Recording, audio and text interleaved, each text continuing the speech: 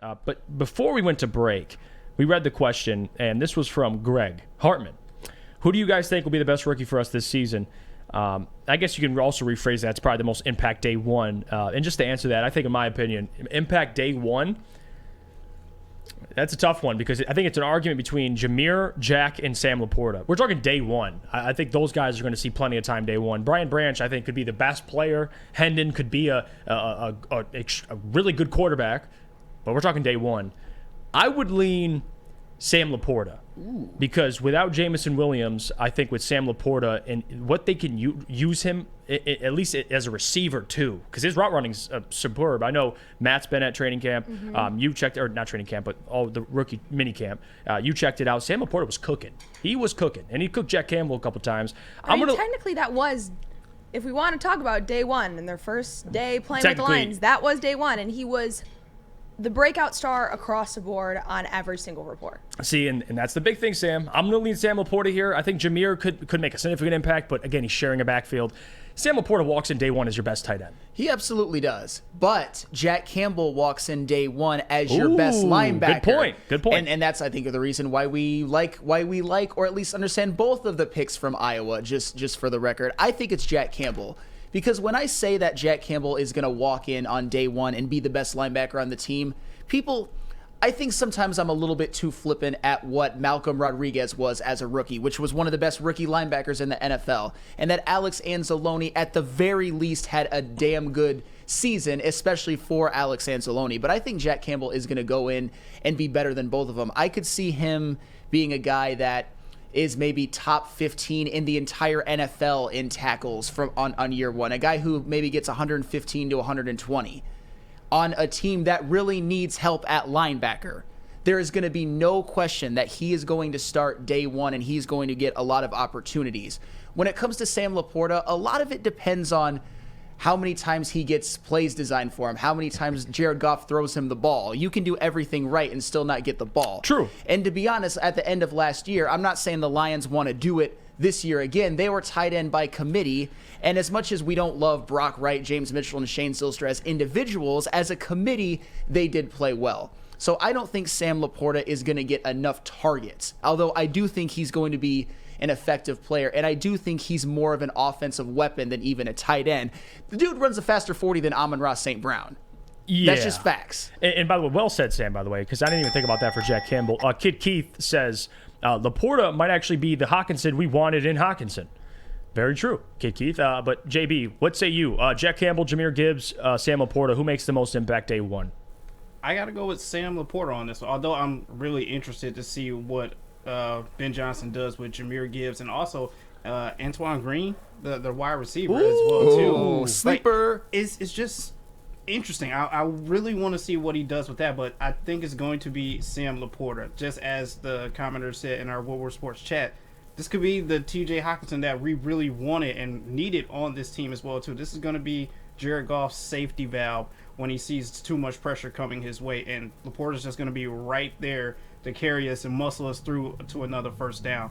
This is going to be fun. It's going to be a fun season. So we got 2 for Laporta, 1 for Campbell. Gabby? I'm going with Laporta. Laporta? For what I said. I think day one has already happened. I think he's been the breakout star. I think he's going into a much better situation than he was at in Iowa. Say that again. And, he made it work there for what he could do with what he was given, and now you surround him with those key pieces on the Lions, and he's going to thrive. And I love, obviously, everybody chiming in here, and you see it right now with the poll. Who makes the most impact day one? 121 votes. 40% say Jack Campbell, 30% Sam Laporta, 30% Jahmyr Gibbs. Very, very evenly spread out across the board, but Jack Campbell takes the nod because, to your point, Jack Campbell doesn't need any targets. He's going to be targeting people with his physicality. He doesn't have to wait for the ball. He has to go chase the ball. So, to your point, you can make an argument for sure, but Sam Laporta, guy's a stud, a secured stud. But Jack Campbell won the poll, Sam, so you're making some great points. Oh, I appreciate that. I'm glad that people agree with me. And the thing is, Jack Campbell, I think one of his greatest strengths this year, and it's not sexy, it's not flashy, he's going to be the guy that tackles the running back for a gain of 3 instead of a gain of 7 or 8. And obviously that doesn't move the needle as much, but it's very, very important because if you let teams gash you on the ground, like say the Carolina Panthers did last year, and even to some extent the Seattle Seahawks, who we forget Rashad Penny rushed for 151 yards on 17 carries in that game. I think Jack Campbell will be an enormous help with that. And he was also very, very good in coverage, at least in college. We'll see how that translates to the NFL. But Jack Campbell just has a nose for the football. And I'm not saying that's going to translate into him being the franchise linebacker, but I think this year he's at least going to be effective and put up gaudy tackle numbers in a similar light to what Leighton Vander Esch did as a rookie for the Cowboys. I'm not saying he's going to be rookie Leighton Vander Esch, but you expect an 18th overall pick to be impactful immediately. At some point he has to be, in order for this to be successful, for me to be like the Demario Davis, the Roquan Smith of this defense. I'm not saying he's going to be Roquan Smith. I'm just saying your franchise linebacker. You know what? I'll relate it to back at home. He has to have, at the very least, a career that Chris Spielman had back in the day. It's fair. Yeah, Chris Spielman. Actually, similar type of dudes, too. Like, they're both just football players. And you see that with, excuse me, with Jack Campbell. Paul Thomas says, I just can't pick a tight end as the biggest impact. Gibbs spreads the offense. That's a great point, too. JB, we got a call. You can send him through. Yep, I will send you guys Torrey right now. You said, what was the name? Sorry. Torrey, welcome to the show. What do you want to discuss? Hey, what's going on, guys? What's going on, my man? Not a thing. I was calling because I watch you guys every morning, for one. Oh, appreciate that. Oh, for sure. Second thing is, everyone keeps comparing Gibbs to Kamara and what's his name? McCaffrey. Yep. But to me, his best comp is Deebo Samuel because of how far you could flex him out, his route tree, how hard he can run out the backfield. So to me, that's his best comparison. Also, I lost my voice on that pick because I wanted him so bad. Well, my last point is, go ahead. I'm sorry. No. Go ahead. I'll let you finish. My last point is Troy Weaver sucked. Other than that, we. Oh, come on, damn, Torrey. I was with you, man. I was with you. Okay, well, that's fair. What are you basing that off of? Because the Pistons fell in the draft? No, man, it's not even that they fell. It's that all the tanking is disgusting, especially for a city like Detroit. People already look at us like losers around the nation. So to keep lining up a team and to keep losing on purpose, and then to promote the coach who was losing to a better job and give him a retirement package. That's why David Stern gave him the 5th pick, because he's not going to keep rewarding the tanking just over and over and over again. I'll tell you what, man. I was one of those people that, and you know what? I'm not in the I hate like Troy Weaver sucks camp necessarily, but what did Dwayne Casey do to deserve a front office position? I've always wondered that. I'm kind of more with Adam on that one. He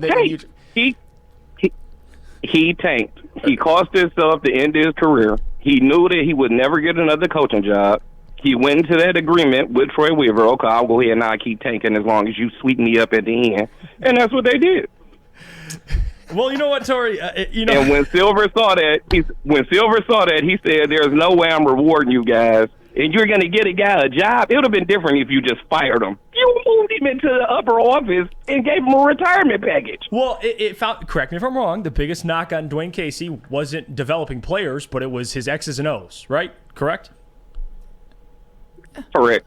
And he loses players. He always loses the locker room. That's why they kicked him out of Toronto. Well, if his biggest weakness is X's and O's, at least in a front office position, there ain't no X's and O's there. It's just strictly, evaluating talent.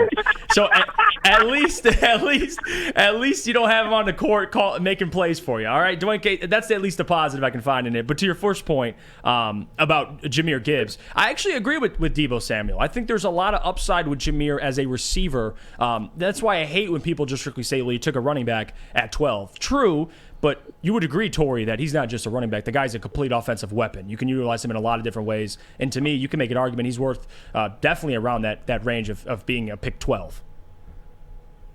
Yeah, another thing people don't take into account is Brad Holmes said out his own mouth that the first time he saw Gibbs was at the Texas-Alabama game. So he had a chance to see Bijan, and he had a chance to see Gibbs. He had a chance to draft Bijan, and he chose Gibbs. And not only did he get Gibbs, but he got an extra pick to get the player that he wanted. So that's the credit he should be getting. Yes, spot That's on, fair. spot on, Tori. Appreciate the call, my man. You're welcome back anytime. Dropping facts. You know, Oh yeah, for sure. I'll be calling back in. Yes, sir. Take care. here's the thing. I know a lot of people say Deebo Samuel. Here's where I push back a little bit. Deebo Samuel is a wide receiver who just happens to get carries out of the backfield. Last season, he carried the ball 42 times for 232 yards. Yeah. That Jahmyr Gibbs is obviously going to be asked to carry more of a workload out of the backfield as a runner. And I get it. If Jahmyr Gibbs becomes Deebo Samuel, that would be phenomenal, even if he carries the ball that little, if he produces as a receiver that Deebo Samuel did. But Jahmyr Gibbs is more of a running back. Deebo Samuel's a receiver and I guess if you look at it like that, you're absolutely correct. I think what Tori was trying to say is more of, he's got the receiving upside of someone like Deebo, maybe not 1,500 yards. The guy's ridiculous. But you're right about Elvin and Christian. That's the area you want Jahmyr in. But he is much faster than those guys. 4.36 reportedly he's running, like 4.3s. So he's got the speed. He's got the home run hitting ability. You just hope he stays healthy. Yeah. That's the biggest thing, Sam. I know he tweaked his ankle. I know that was reported, but regardless, as long as he's healthy, he's gonna be a hell of a player. Well, he can't be less healthy than DeAndre Swift was. You know what? That's a very, very fair point.